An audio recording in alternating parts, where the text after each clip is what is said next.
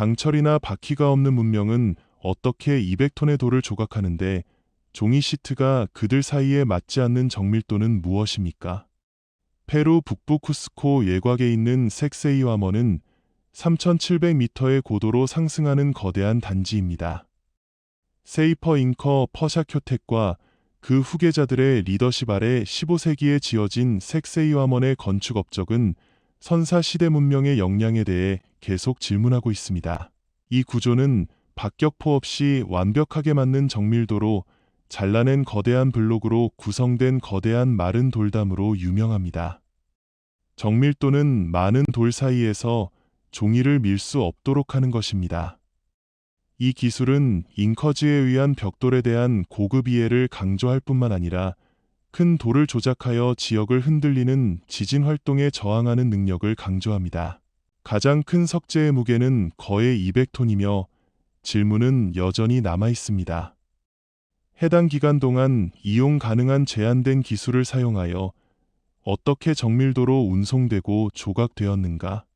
가파른 언덕에서 요새의 전략적 위치는 커즈코 밸리의 지배적인 전망을 제공하며 이는 군사 요새로 사용함을 시사합니다. 그러나 석재 작업의 복잡성과 우아함은 또한 그것이 심각한 의식적 역할을 했음을 시사합니다. 지그재그의 벽이 있는 광범위한 광장과 큰 테라스는 푸마의 이빨을 모방하고 부지의 하늘 사건과의 정렬은 잉카에 대한 영적 중요성을 보여줍니다. 색세이와먼의 건설은 잉카 빌더가 주로 청동 또는 석재 도구를 사용했다는 점을 고려하면 현저합니다. 잉카는 벽이 수세기의 자연재해에 저항하는 정밀하게 거대한 돌을 성형했습니다. 디니슬린과 같은 현대 실험은 잉커 메이선즈의 정밀도를 복제하려고 시도했지만 석재 조인트의 정확성을 달성하는 것은 여전히 어렵기 때문에 건축 방법의 미스터리를 증가시킵니다. 수세기에 걸쳐 색세이와머는 특히 스페인 정복 중에 많은 도리 식민지 도시 커즈코를 건설하기 위해 재사용되었을 때 약탈과 파괴를 겪었습니다. 오늘날 가장 큰 돌만 움직이기에는 너무 무겁고 색세이와먼의 원래 위대함을 상상할 수 있습니다. 현대 시대의 색세이와먼은 문화적 자부심의 상징이 되었습니다. 겨울 동지의 잉카 축제인 인티레이미의 시나리오로 잉카 전통을 보고 조상의 공학의 경의를 표하는 수천 명의 관광객과 구내를 끌어들입니다. 한 번 포어베즈인, 그것은 러시아 투르바 공화국의 테레콜 호수에 있는 섬에 위치한 신비한 고고학 유적지입니다. 7세기로 거슬러 올라가느니 강화된 단지는 그들의 목적과 탑승자에 대한 분명한 증거가 없기 때문에 연구원들을 당황하게 만들었습니다.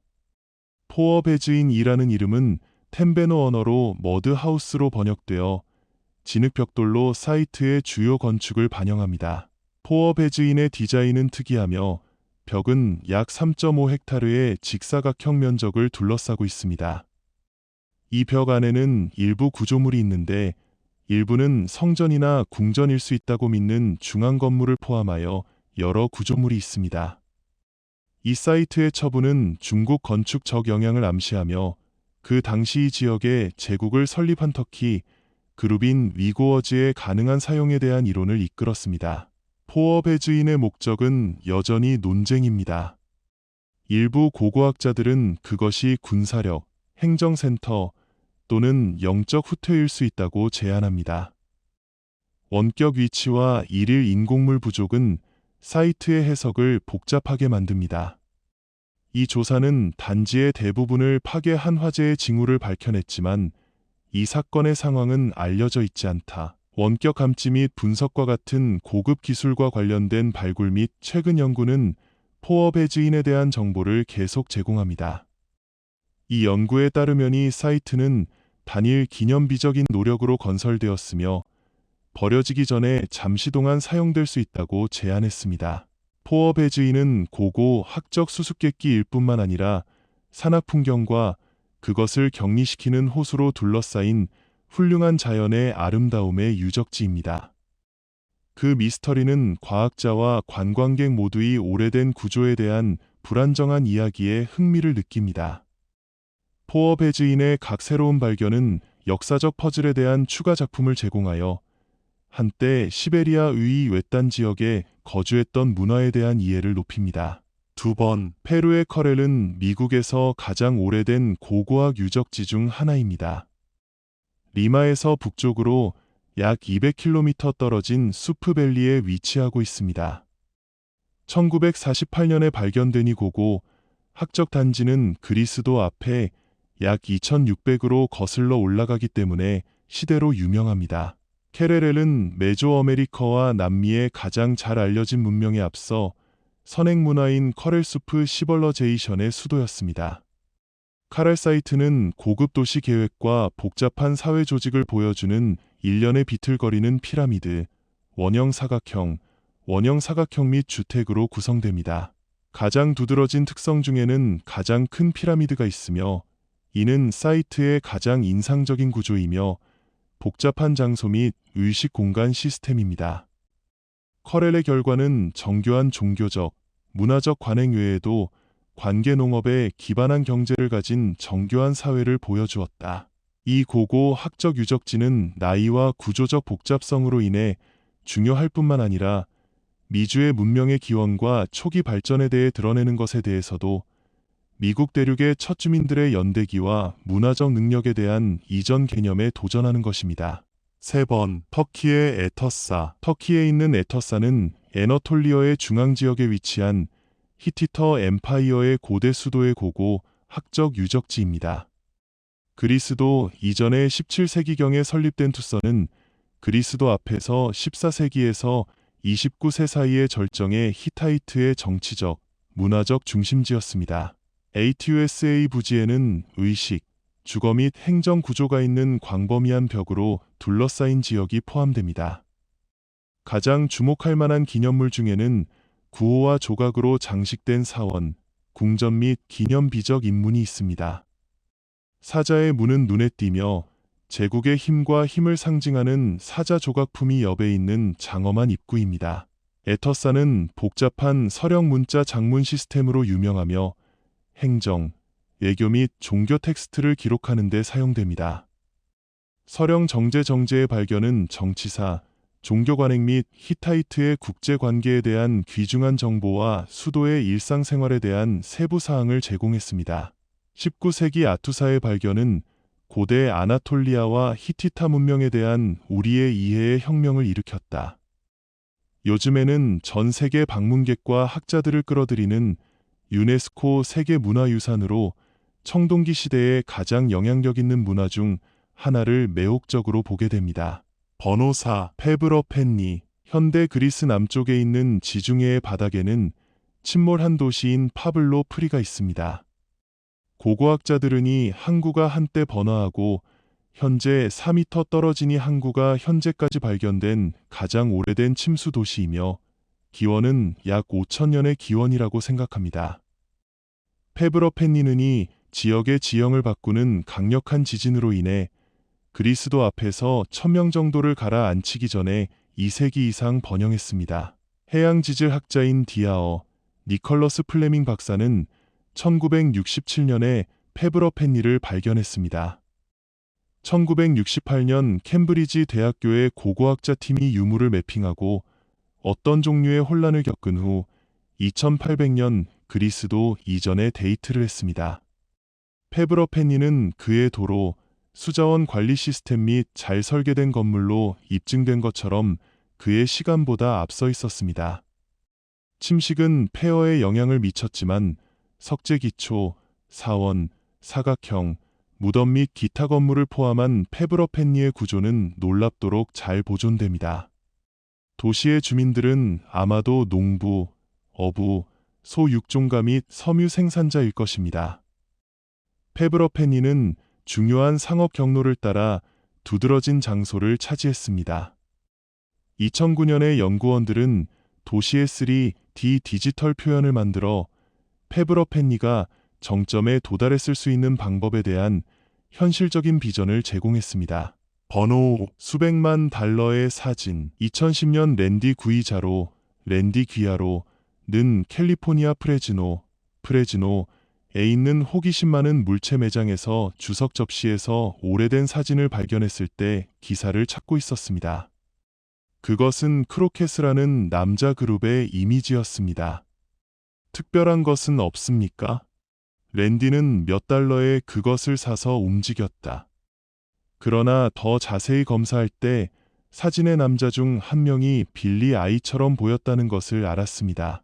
헨리 머카워티로 태어나 위렴 H. 바니 또는 빌리 더 키드의 별칭으로 알려진 그는 올드 어메리컨 웨스트의 무법자로 불명예를 얻었습니다. 사진이 실제로 오래된 웨스트를 보여주면 그 가치는 기하급수적으로 증가할 것입니다. 불행히도 랜디의 진술은 처음에 회의론으로 접수되었으며 사진은 쉽게 확인되지 않았습니다. 어려운 연구과정, 광범위한 역사적 분석 및 현대 안면 인식 기술이 끝난 후 전문가들은 마침내 사진이 정통하다는 것을 확인했습니다. 그것은 1878년에 취해서 빌리에게 자신의 갱단 구성원인 규제당국의 어린이들과 함께 범죄 행위의 끔찍한 삶에서 휴식을 취하는 동안 아이를 보여주었다. UPAM 유형으로 알려진 빌리 더 키드의 유일하게 확인된 유일한 사진은 2011년에 230만 달러로 경매되었습니다. 즉, 랜디의 몇 달러에 대한 투자는 의심할 여지 없이 그가 한 최고의 결정 중 하나였습니다. 6번 바이아. 이는 이탈리아 남부의 캄파니아 지역에 위치한 나폴리시 근처에 위치한 오래된 해안 도시입니다. 로마 시대의 베이어는 고급스러운 빌라, 열 목욕 및 그림 같은 풍경을 위한 번영하는 관광객이자 주거 센터였습니다. 이 지역에는 웅장한 거주지를 건설한 황제와 귀족을 포함하여 로마 엘리트에게 인기 있는 목적지였습니다. 그러나 수세기에 걸쳐 베이어는 인근 배 소호산의 지진과 화산 폭발을 포함한 일련의 자연재해를 겪었습니다. 그러나 도시의 침몰로 이어진 것은 지진 활동과 토양 조사였으며 이로 인해 바이아의 대부분이 바다 아래로 가라앉게 되었습니다. 오늘날 오래된 도시 바이아의 대부분은 이미 나폴리만의 물 아래에 잠겼습니다. 고고학자들은 이 잃어버린 도시의 유물을 연구하기 위해 수많은 수중 연구를 수행했습니다. 가장 두드러진 발견 중 하나는 고대 로마, 모자이크, 동상 및 열 목욕 구조의 폐허가 있습니다.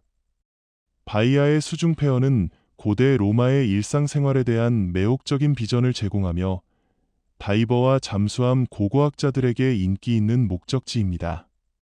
또한 일부 고고학 유적 중 일부는 보존되어 지역 박물관에서 방문하여 이 침몰한 도시의 영광스러운 과거의 창을 제공합니다.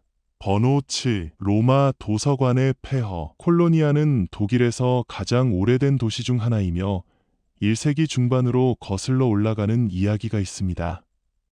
그것은 오래된 로마 유적을 찾는 것이 가장 좋은 곳으로 만들어졌습니다.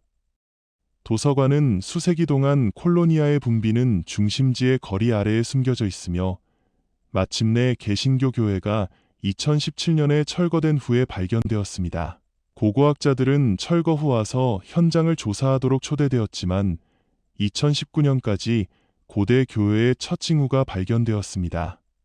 당신이나 나는 이 붕괴된 벽을 도서관에 속하는 것으로 식별하는 데 어려움이 있지만 고고학자들을 위한 핵심 트랙은 벽에 작은 구멍을 배치하는 것입니다. 전문가들은 도서관 내에 최대 2만 개의 두루마리가 저장될 수 있다고 생각하며 이는 고대의 독일에서 가장 큰 도서관이 되었을 것입니다. 실제로 독일에서 가장 오래된 도서관일 수도 있습니다. 번호 8. 그들의 사나운 것으로 알려진 바이킹은 강철로 지어진 무기인 얼프버아의 소어드를 가지고 있었기 때문에 오늘날 품질이 여전히 복제하기가 어렵습니다. 약 171개의 얼프버아의 소어지즈. 그리스도 후 800에서 1000 사이의 날짜. 유럽에서 발견되었습니다. 이 칼은 녹는 강으로 알려진 불순물이 없는 거의 금속으로 만들어졌으며 이는 매우 높은 온도에서 철을 녹여 수세기 동안 유럽에서 알려지지 않은 것입니다. 얼프버아의 강철은 당시의 다른 검보다 3배 더 많은 탄소를 함유하여 더 강력하고 유연하며 가볍습니다. 이 수준의 순도와 탄소 제어는 산업혁명 이전에 불가능하다고 생각되는 위협이었습니다. 그러나 중세 대장장이는 철의 스코어스를 분리하기 위해 필요한 온도에 도달할 수 없었습니다. 전문가들은 얼프버하이를 제조하기 위해 섭씨 1700도의 온도가 필요했으며 바이킹 대장장이는 시간 800년 전에 달성한 바이킹 대장장이가 달성했다고 생각합니다. 건축의 비밀이 사라졌지만 현대의 대장장이 리처드 퍼런은 중세 기술을 사용하여 비슷한 검을 재현했지만 그것을 매우 복잡하다고 묘사했습니다. 칼에 기록된 얼프버하이라는 이름은 수수께끼로 남아 있습니다. 어떤 사람들은 그것이 전설적인 대장장이 또는 대장장이 가족을 대표한다고 믿는 반면 다른 사람들은 수도원이나 비밀 사회와 관련이 있다고 제안합니다. 얼프버하이는 아마도 171명만 발견되었기 때문에 바이킹 엘리트의 무기일 것입니다.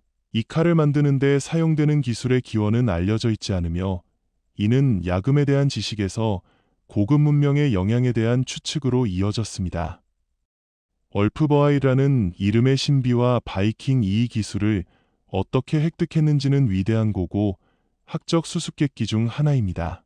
번호 9. 오래된 금 잎 피겨. 스웨덴의 고고학자들은 여전히 에스커 사이트에서 최근에 발견된 결과에 당황합니다.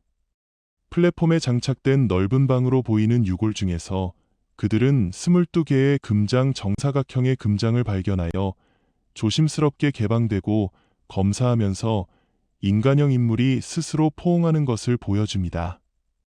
그들은 춤을 추는 사람들의 표현일 수 있습니다. 그들은 화려한 창조물이 대략 1300년이 되었음을 확인할 수 있지만 누가 했는지 또는 왜 그런지 전혀 모른다. 더 많은 조각이 발견되었으므로 모두 재건을 마치면 30 이상이 있을 수 있습니다. 이와 같은 금박 인물은 스웨덴의 다른 곳에서 발견되었지만 당시의 기록에 대한 언급이나 설명은 없습니다. 그들은 항상 그룹에 있으며 같은 장소로 데려가서 그곳에 떠났다고 제안합니다. 그것은 그들에게 제공할 수 있지만 큰 연회장의 게시물을 위한 장식일 수도 있습니다. 그것들은 우리가 전혀 모르는 예술 형식이더라도 고대 예술 형식입니다. 번호 10. 오래된 주행거리계. 자동차의 주행거리계는 운전할 때 이동하는 거리의 기록을 가지고 있습니다. 더 일반적으로 말하면 주행거리계를 사용하여 한 곳에서 다른 장소로의 거리를 결정할 수 있습니다. 그것이 발명되었을 때 고대 세계의 지도 제작 및 경로 계획은 혁명의 혁명을 일으켰습니다. 우리는 고대 로마의 빈노비오에게 2000년 전에 완료된 과제인 주행거리계를 발명한 것에 대해 감사해야 합니다. 그의 첫 번째 주행거리계는 자갈로 가득 찬 휠이 확대된 트럭처럼 보였습니다. 바퀴가 회전할 때마다 완두콩은 장치 아래의 작은 양동이로 떨어졌습니다. 빈노비오는 장치에 장착하기 전에 휠의 정확한 직경을 측정함에 따라 각 회전에 따라 얼마나 많은 거리를 덮었는지 알았습니다. 따라서 두 점 사이의 거리는 큐브의 퇴적 한 자갈의 수를 계산할 수 있습니다. 이 독창적인 발명이 고안된 후 로마 제국의 여행 계획에는 더 이상 많은 추측이 포함되지 않았으며 지도는 훨씬 더 정확해졌습니다. 오늘날의 오다머터즈는 더 이상 자갈을 사용할 수 없지만 2000년 전의 동일한 원칙과 함께 일합니다.